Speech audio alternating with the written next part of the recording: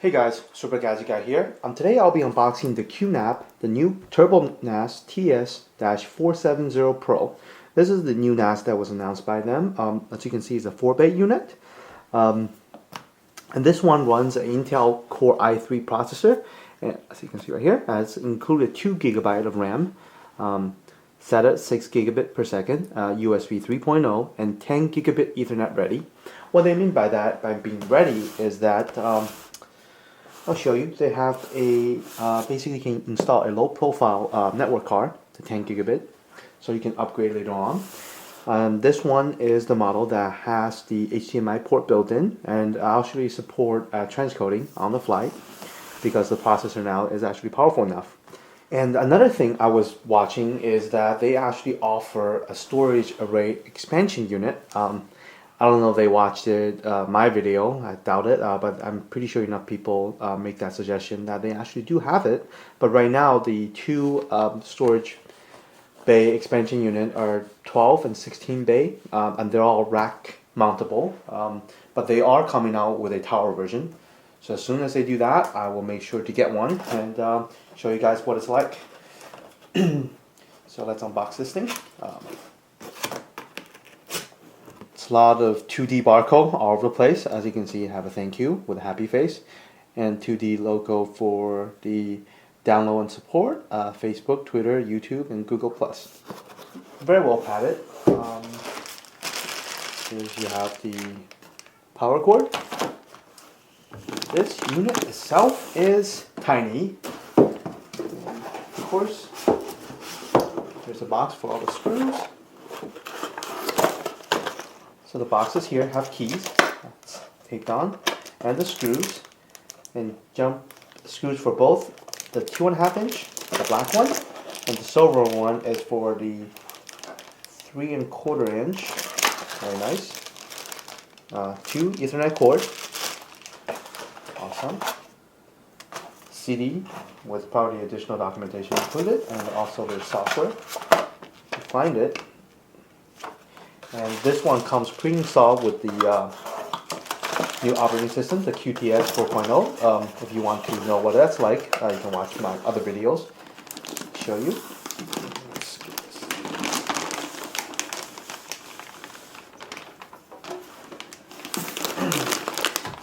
Interesting.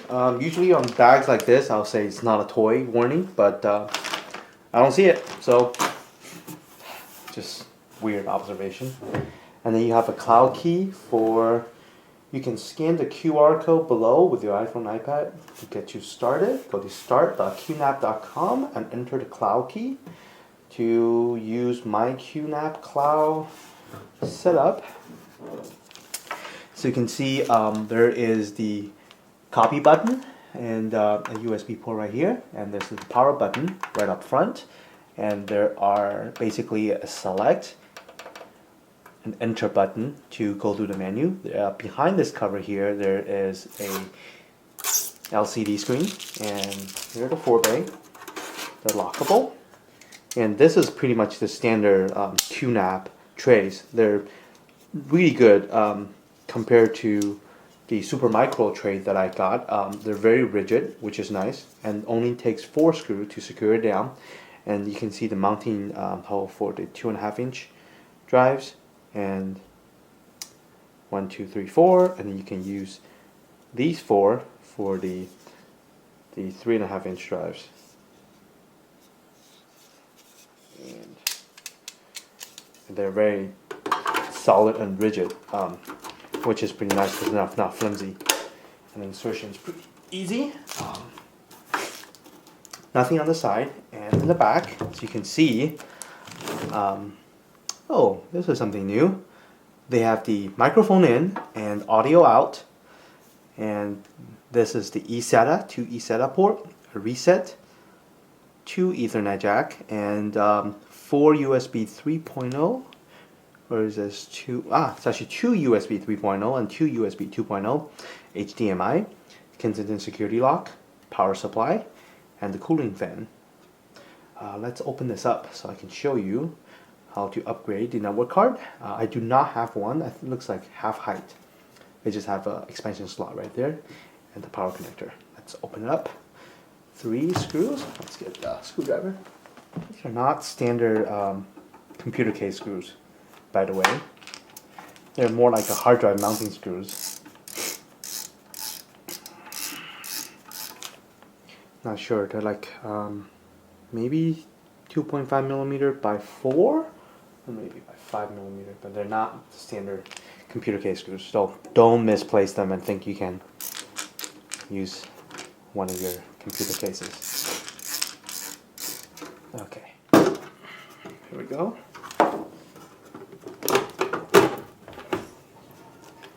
It's a very tightly fitted case.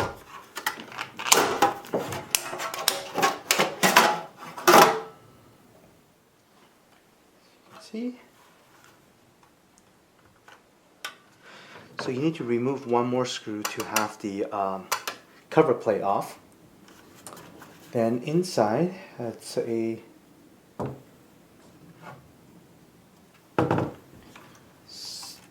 I wouldn't want to say standard, but it's definitely a full-length PCI slot. I don't know if you guys can see it from protected shield. So this is the right side of the case, has the sort of shield cover the motherboard, and inside you can see this is a full-size PCI slot, PCI Express slot, and this is the power supply. So everything is very neatly packed. The i3 processor does not have a fan; it's just a heatsink inside, and power supply is I think it's 120 watt, but I'm not sure.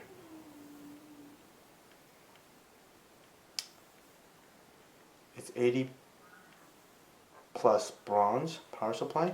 It is very tiny, so it looks like you can replace it, except all the powers are very, I guess, routed, very cleanly. It's very nice. It is not a sort of standardized motherboard. I can see the prints inside. It says QNAP TS 670 Pro Rev 1.4 hardware rev, and I do not see the memory slots this time.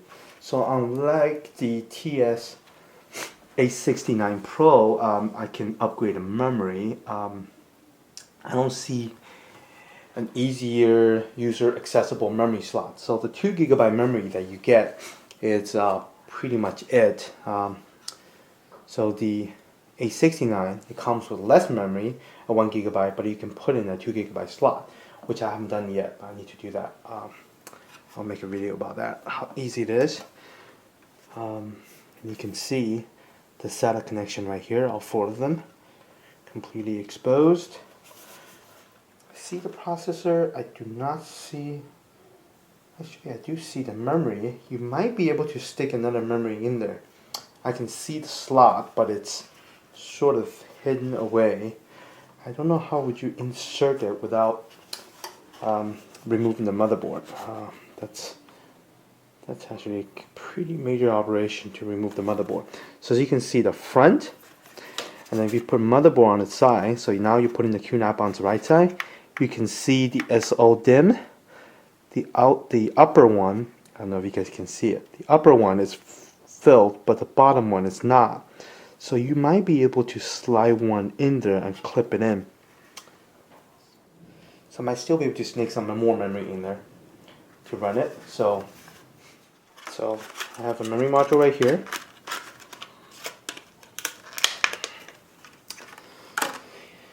I think I took out the Macintosh computer. It's 2 GB PC, 80 something, whatever, DDR3. Let me see if I can put it in without removing anything. I can totally see the slots, but if I fail, then don't do it. If I don't fail, then it's doable.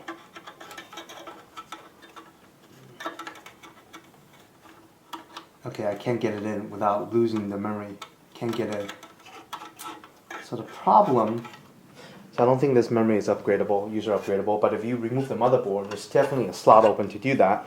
The problem being is the metallic opening right here sort of prevents me to put this above the engagement slot and then slide it in because it's just not enough clearance to do it. So I guess I have to save this memory for the A69 Pro. But so the memory is not upgradable, so that's an interesting. So they definitely made some improvement in this model, but I wish the memory is user installable. I guess let's see how many screws we're talking about. So you basically void a warranty by popping this screw off. So 1, 2, 3, 4 screws. You can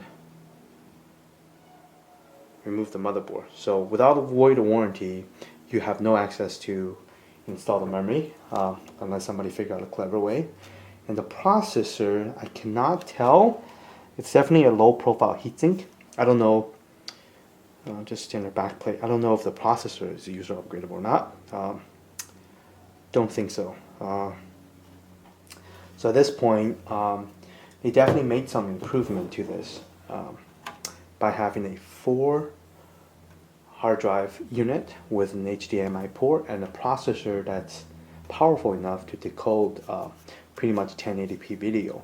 So this is a great sort of start setup for a home theater PC. They do have an XBMC client with it, so I'll definitely give that a try to let you guys know how is the playback via the HDMI port on this. And also the transcoding with Plex. This processor definitely feel like it's fast enough. I'll definitely do some 1080p video transcoding to see how that goes. I also have the Air Video server installed on one of the QNAP, the one with the Core 2 Duo 2.8 GHz processor. That one has been doing fine. That's just basically reading code video. But I'm definitely disappointed to see that the memory is no longer user accessible. Given the processor now is much beefier, I wish they will allow user to basically access the memory slot and upgrade it. 4 GB memory, it would be much appreciated. Also glad to see that they are coming out with the hard drive expansion array. So it's basically you can put in 12 or 16 hard drives into a separate unit and then basically uses the processing power of this one. So it's much cheaper option to add additional storage instead of running, 4 more of these or 2 of the 8-bay unit. You can just buy the 8-bay unit and buy another 16, so you can get 24 disks. That's definitely interesting to see, because rack mountable, I definitely do have some equipment that needs to be on a rack, but definitely interesting to see their tower version of the expandable disk.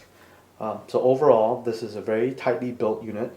You see some additional feature to this. You've seen a processor upgrade, but at the same time, it's kind of disappointed that you don't have the ability to upgrade the memory anymore. So you don't need to open this much more than just installing the 10 gigabit card. So this unit retails for, I think is $1,100. So it's definitely a good start. I have not, so they haven't increased the price at all. It's just that they do incremental upgrade with the processor and the design and adding more feature with the software. So to me, I wish they still be able to design the system which allow you to upgrade. I don't know if the 8-bay unit, the new, basically the 870 Pro, I think it's the one they're coming out, will allow user to upgrade. But the software wise, you guys can check them out, my separate video on the software. It's definitely gets more polished. I think the 4.0 is actually a complete rewrite of the old QNAP system, because when I first initially installed, some of the program actually broke. For example, the security cam monitoring station software actually went bust, but they fixed it right away. So it's not like just a UI port. And the 2-bay unit I have, actually the one with the ARM processor, I'll do a separate review video on that. You guys should look it up. Actually has improved greatly on the hard drive monitoring status, showing up a lot faster. So it seems to be not a limitation on the hardware, but on the amount of time to actually pull up smart status and performance information of individual drives. So fewer drives, it's just going to be faster to pull up those information. And another thing I noticed, I don't know if I showed it before, it's actually on the A69, the drives are actually labeled by number, so I didn't know that. And this one, it's not, which is fantastic because I hate those numbers. Makes no sense. Like I say, I really like these trays. I mean, they did not go cheap on the trays. The overall build quality of the QNAP system has been fantastic. My TS809 has been running for about 2 years straight. Basically non-stop running for the last 2 years, and it has not had a single problem.